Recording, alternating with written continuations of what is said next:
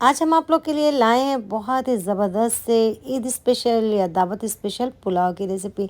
तो हमने बनाया है वाइट मटन पुलाव। आपने पुलाव तो बहुत बनाए होंगे या खाए होंगे, लेकिन इस रेसिपी को इस ईद आप ज़रूर ट्राई करिएगा। बहुत ही फ्लेवरफुल सा, बहुत ही ज़्यादा लाजवाब बनकर तैयार होता है और बनाना तो बहुत ही ज़्यादा आसान है। कोई बिगनर भी इसे बड़ी आसानी से बना सकता है। इस वीडियो को देखने के बाद आपको पुलाव बनाना बिल्कुल बच्चों का खेल लगेगा। बड़ी आसानी से एकदम परफेक्ट पुलाव बनाकर आप तैयार कर सकते हैं। तो इस रेसिपी को शुरू से आखिर तक ज़रूर देखिएगा। अगर मेरी रेसिपी पसंद आए तो आप लाइक करना ना भूलिएगा और कमेंट करके भी ज़रूर बताइएगा कि आपको मेरी ये रेसिपी कैसी लगी। आप इस पुलाव को या तो रायते के साथ खाएं या चटनी के साथ खाएं या ऐसे ही खाएं, बहुत ही ज़बरदस्त से लगते हैं। किसी चीज़ की ज़रूरत नहीं पड़ती इस पुलाव के साथ। अस्सलाम वालेकुम, कैसे हैं आप लोग? उम्मीद है सब ठीक होंगे। मैं हूँ फरहाना, घर का जायका विद फरहाना में आपका वेलकम करती हूँ। तो चलिए शुरू करते हैं।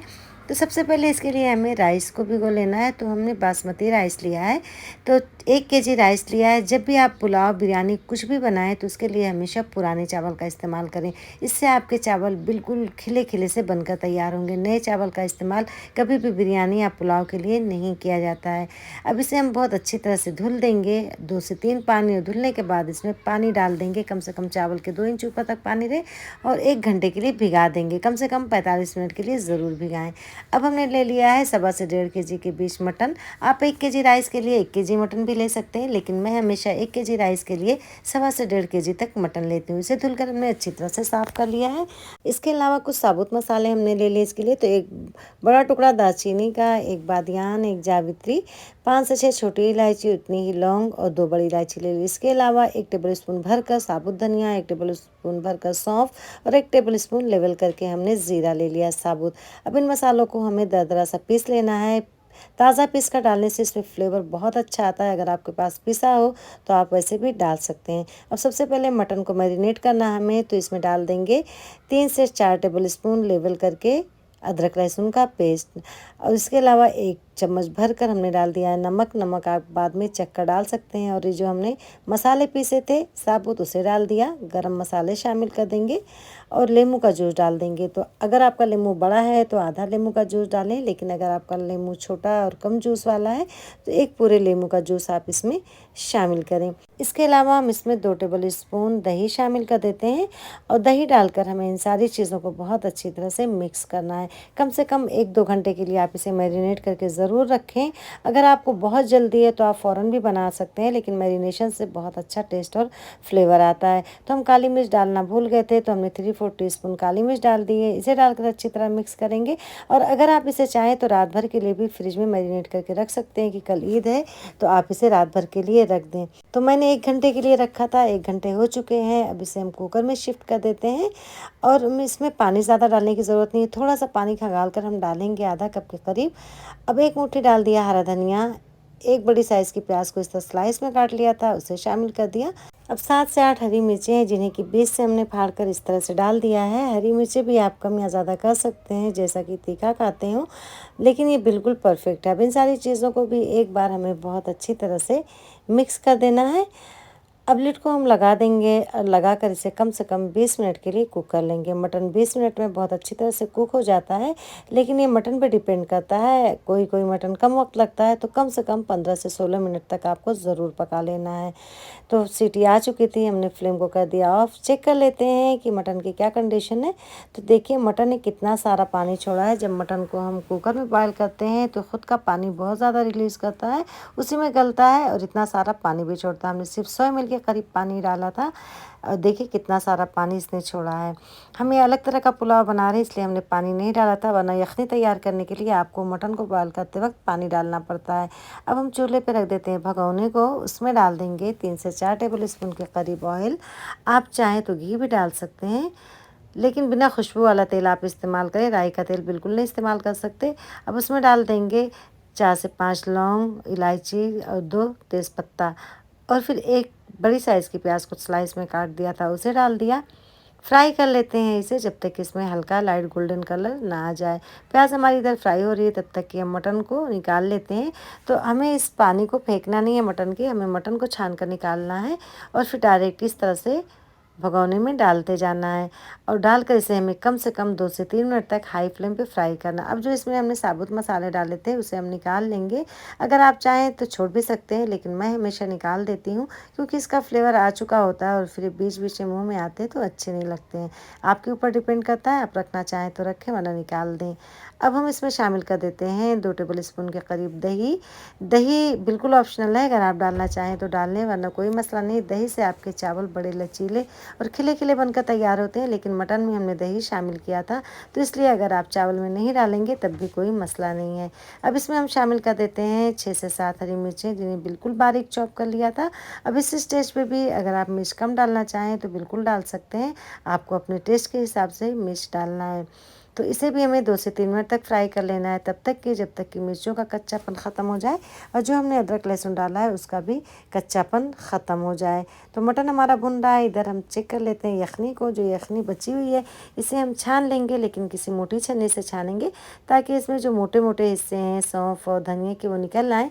अगर आप चाहें तो ऐसे भी डाल सकते हैं, लेकिन मैं हमेशा छान कर डालती हूँ कि ताकि जो दरदरापन उसका वो निकल आए। लेकिन आप चम्मच से बहुत अच्छी तरह से दबाते हुए प्रेस करते हुए इसे निकालें ताकि इसका जितना भी जूस है वो निकल आए। अब दूसरी तरफ हम रख देते हैं पानी गर्म होने के लिए, क्योंकि इस रेसिपी के लिए हमें ठंडे पानी का इस्तेमाल नहीं करना है, हम पानी गर्म करके डालेंगे। तो इधर देखिए मटन भी हमारा भुन चुका है, इसे भूनते हुए हमें कम से कम 5 से 6 मिनट हो चुके हैं और अच्छा सा कलर भी आ चुका है, बिल्कुल सोधा हो चुका है। अब इस स्टेज पे हम इसमें शामिल कर देते हैं सबसे पहले जो कि हमने यखनी निकाली थी मटन वाली, इस तरह से उसे शामिल कर दिया। अब गर्म पानी को डाल देंगे, तो पानी को बहुत ज़्यादा खौलाने की ज़रूरत नहीं है, बस हल्का सा गर्म हो जाए उतना हमें डालना है। तो मैंने टोटल 8 कप पानी डाला है, यानी कि यखनी और पानी मिलाकर टोटल 8 कप है। 4 कप चावल मैंने लिया था, तो उसके लिए इतना पानी परफेक्ट है। जितना आप राइस लें उसके डबल पानी होना चाहिए। जिस भी बर्तन से आप चावल को नापते हैं उसी बर्तन से आप पानी को भी डबल डाल दें, अगर कि आप भगोने में बना रहे हैं। अगर कुकर में बना रहे हैं तो आपको 1 कप पानी कम डालना पड़ेगा। अब हम इसमें डाल देते हैं नमक। तो हम टमाटर डालना भूल गए थे, मुझे इस पुलाव में टमाटर डालना था, तो टमाटर को मैंने इस तरह से अलग से रख दिया फ्राई करने के लिए थोड़ा सा तेल डालकर, कि ताकि टमाटरों का कच्चापन थोड़ा सा ख़त्म हो जाए। 3 से 4 मिनट तक जब ये फ्राई हो जाएंगे अच्छी तरह, तो हम इसे उठाकर पानी में डाल देंगे। टमाटर आप बिल्कुल स्किप करना चाहें तो स्किप कर सकते हैं, इससे कोई फ़र्क नहीं पड़ता, लेकिन मुझे डालना था तो मैंने इसलिए इसे डाल दिया है। तो इस तरह आप इन सारी चीज़ों को अच्छी तरह से मिक्स करेंगे और हाई फ्लेम पे हमें इसमें एक उबाल आने देना है। जब तक इसमें उबाल आ रहा है हम चावल को चेक कर लेते हैं। तो चावल का एक्स्ट्रा पानी हमने निकाल दिया है। अब देखिए इधर पानी में भी उबाल आ चुका है, तो इसमें चावल को उठाकर हम डाल देंगे। जब चावल भीगे हुए हों तो आप उन्हें हाथों से ज़्यादा टच ना करें, मसलें तो बिल्कुल नहीं, वरना चावल बिल्कुल आपके टूट जाएंगे, क्योंकि पहले से भीगे हुए होते हैं, काफ़ी सॉफ्ट हो जाते हैं। अब इन्हें भी हम हल्के हाथों से एक बार बहुत अच्छी तरह से मिक्स कर देंगे, कि ताकि चावल और बोटियाँ अच्छी तरह आपस में मिक्स हो जाए। और हमें चावल को हाई फ्लेम पे ही पकाना है, फ्लेम को बिल्कुल मीडियम नहीं करना, वरना आपके चावल ख़राब हो जाएंगे। तो अब इस पर मैं लिड को लगा देती हूँ। लिड को लगाकर 4 से 5 मिनट तक इसे ऐसे ही हाई फ्लेम पे पकने देती हूँ। तो 5 मिनट हो चुके हैं, एक बार फिर से अच्छी तरह से मिक्स कर देते हैं, चेक कर लेते हैं, ताकि मटन और चावल अच्छी तरह से मिक्स हो जाए और मटन की पीसेस भी ऊपर आ जाए, वरना सब एक जगह इकट्ठा हो सकती हैं। तो चावल को ऐसे ही खुले 1 से 2 मिनट तक और पकाएंगे, कि जैसे कि देखिए पानी ऊपर थोड़ा दिख रहा है, जैसे पानी चावल के थोड़ा नीचे आएगा इस तरह से बिल्कुल देखिए साइडों से हल्का हल्का दिख रहा है, तब ये दम पे रखने वाली हालत होती है। तब हम इसमें डाल देंगे थोड़ा सा गरम मसाला और फ्राई की हुई प्याज को। अभी पानी सूखा नहीं है, चावल के नीचे पानी है थोड़ा, लेकिन अभी दम की यही हालत होती है। तो अब हम इसमें डाल देते हैं घी को, 1 से 2 टेबल स्पून घी डाल देंगे। अभी फ्लेम को हमने मीडियम किया हुआ है, लो नहीं किया है। अब लिड को हम कवर कर देंगे। लिड को कवर करने के बाद हमें फ्लेम को कर देना है बिल्कुल स्लो, और 10 से 12 मिनट के लिए इसे रख देना है दम पे। तो देखिए 10 से 12 मिनट हो चुके हैं। अब देख लेते हैं अपने पुलाव को। तो माशाल्लाह माशाल्लाह बहुत ही ज़्यादा टेस्टी हमारे पुलाव बने, बहुत अच्छी खुशबू आ रही इसमें से, पूरा घर महक उठेगा आपका खुशबू से, और एकदम खिले खिले से चावल आपके बनकर तैयार हुए हैं। बहुत ही ज़बरदस्त ये पुलाव बनकर तैयार होते हैं। तो देर किस बात की है, आप इस पुलाव को ज़रूर ट्राई करिएगा। अगर कि आप चाहते हैं कि लोग आपकी तारीफ़ें करें, यकीन जाने जो भी ये पुलाव खाएगा तारीफ़ किए बिना नहीं रह पाएगा।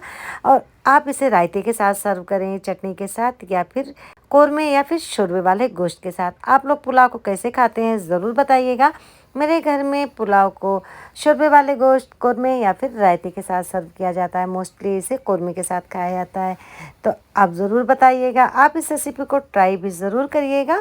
अगर मेरी ये रेसिपी आपको पसंद आए तो इसे लाइक शेयर सब्सक्राइब करना ना भूलिएगा और बेल आइकन को भी ज़रूर प्रेस कर दीजिएगा ताकि मेरी हर आने वाली वीडियो का नोटिफिकेशन सबसे पहले आप तक पहुँचे। अब देखिए हम आपको दिखा देते हैं कि हमारे मटन भी कितने सॉफ्ट और जूसी से बने हैं। बिल्कुल हाथों से तोड़ने से इस तरह से टूट जाते हैं, बहुत ही सॉफ्ट और एकदम जूसी से बनकर तैयार हुए हैं। और चावल भी हमारे एकदम लचीले और साथ में बिल्कुल बिखरे हुए बने हैं।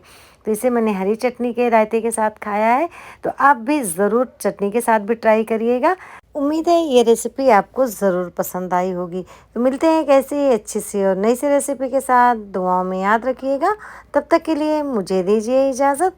अल्लाह हाफिज़।